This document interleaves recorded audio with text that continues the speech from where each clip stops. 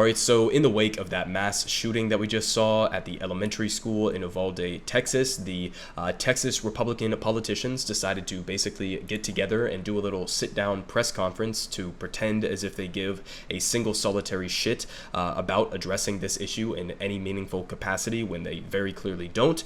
And as they were doing this sit-down press conference, they were actually confronted by a Democratic politician named Beto O'Rourke, who is actually challenging this motherfucker right here, Greg Abbott, for the governor's position. So let's go ahead and check in with what he had to say here. This got pretty heated in this moment, and some name calling was thrown around, and this guy especially gets extremely heated hearing what Beto O'Rourke has to say. Is right now, and you are doing nothing. No, you are offering us nothing. You said this was not predictable. This is totally predictable when you choose not to do anything. Sir, you are out of line. I'm Sir, you are out of line. Please to stop this from happening. Get out of here. Get out of here.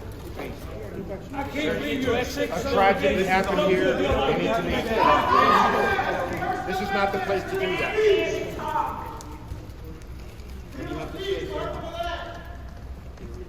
This is on you until you choose to do something different. This will continue to happen. Somebody needs to stand up for the children of this state, or they will continue to be killed, just like they were killed in Uvalde yesterday.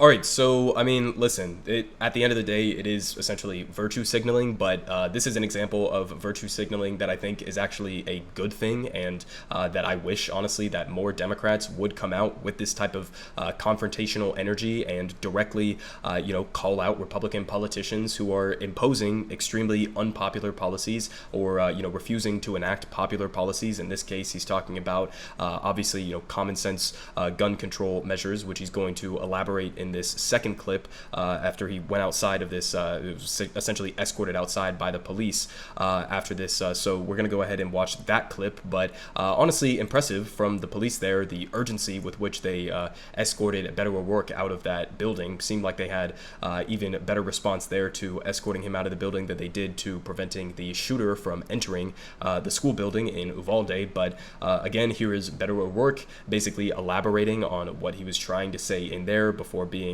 yelled over by a lot of those Republican ghouls, and one of them even saying that he's like an asshole and criticizing him for politicizing this issue as if it isn't inherently a political issue. I mean, again, Beto O'Rourke was basically virtue signaling there, but at the same time, so was that whole press conference. I mean, that entire press conference was just a right-wing Republican virtue signaling to their base and reaffirming their belief in the Second Amendment, as if the Second Amendment was intended to support the right for people to carry around AR-15s or to, have the capacity to conduct these types of mass murders, as we saw in this recent school shooting. So, with that being said, let's go ahead and hear what other suggestions he had.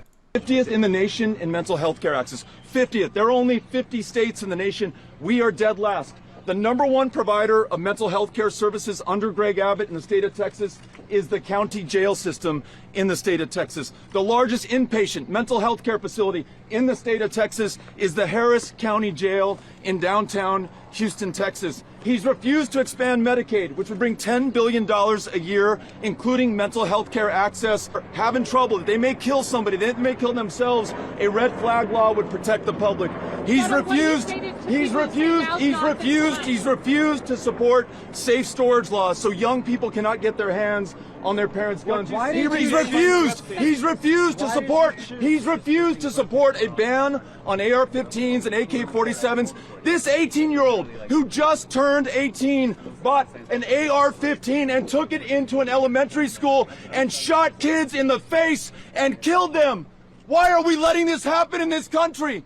Why is this happening in this state? Year after year, city after city. This is on all of us if we do not do something, and I am going to do something, and I'm not alone. The people of Texas are with us. The majority of the people of Texas are with us, but we've got to stand up to this, or we just accept this theater and business as usual, and we accept the next shooting. We could have stopped this. If we had stood up after Santa Fe High School, if we had stood up after El Paso, we are going to stop the next one. We're standing up right here in Uvalde, Texas right now. That's why I'm here. That's what the people of Texas want right now. That's what we're going to focus on. All right, so listen, I mean, again, virtue signaling, but in this case, I think in a positive direction. I, again, wish that Democrats would have confrontational energy like this much more often. But, basically from the leadership of the Democratic Party, what we've been seeing recently, we saw that clip of Nancy Pelosi calling for a stronger Republican Party, basically trying to, push them back to the days of George W. Bush instead of the more Trumpian Republicans, as if he had a better position on gun control or any of the other things that we're talking about here. We're going to get to Henry Cuellar and how pathetic the Democratic leadership was on that. But again, one of the main points he was making there is also on mental health. And that's a good point to bring up, because that's what you typically hear from Republicans in response to a situation like this is, there's a bunch of different talking points they'll throw out there. But one of the main ones is about mental health and saying this is an issue of guns. This is an issue of mental health. And it's like, well, okay. I mean, I don't necessarily believe that, because the United States is not an outlier when it comes to mental health in regards to other countries that we can compare ourselves to,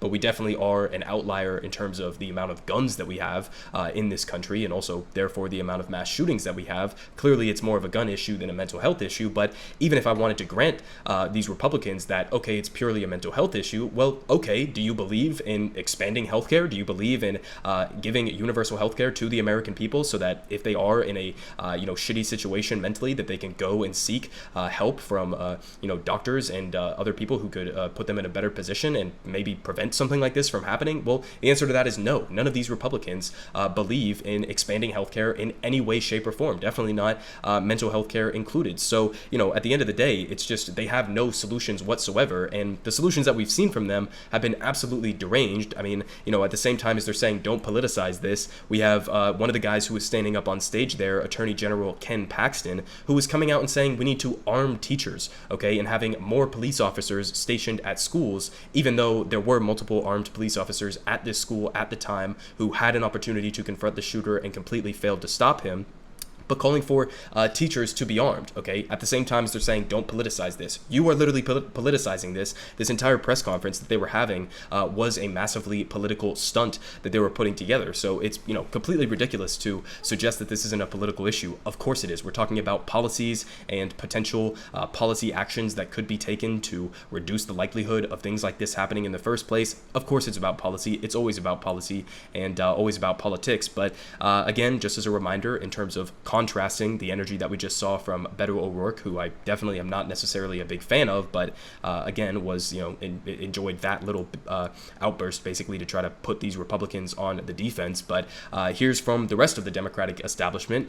We had this article from Yahoo News and Business Insider saying AOC denounces top Democrats for supporting an anti-abortion congressman with an A rating from the NRA on the heels of 2 mass shootings and the news of likely overturning Roe v. Wade. So again, I mean, this is what the Democratic establishment is doing. You got neoliberal ghouls like Nancy Pelosi, who is massively corrupt, and she's coming out here and calling for a stronger Republican Party. She's coming out here and campaigning for and endorsing and helping with fundraising and doing robocalls for an incumbent within the Democratic Party that is their most far-right member in the House of Representatives and has an A rating from the NRA. So, I mean, contrast that with what the Democrats are saying that they're going to do potentially in addressing gun reform and saying, oh, well, if you just vote for us in the fall, we're going to do that. Well, they're simultaneously protecting their own politicians against progressives who are challenging them and protecting their most far-right conservative members who could end up being the deciding vote on something like gun control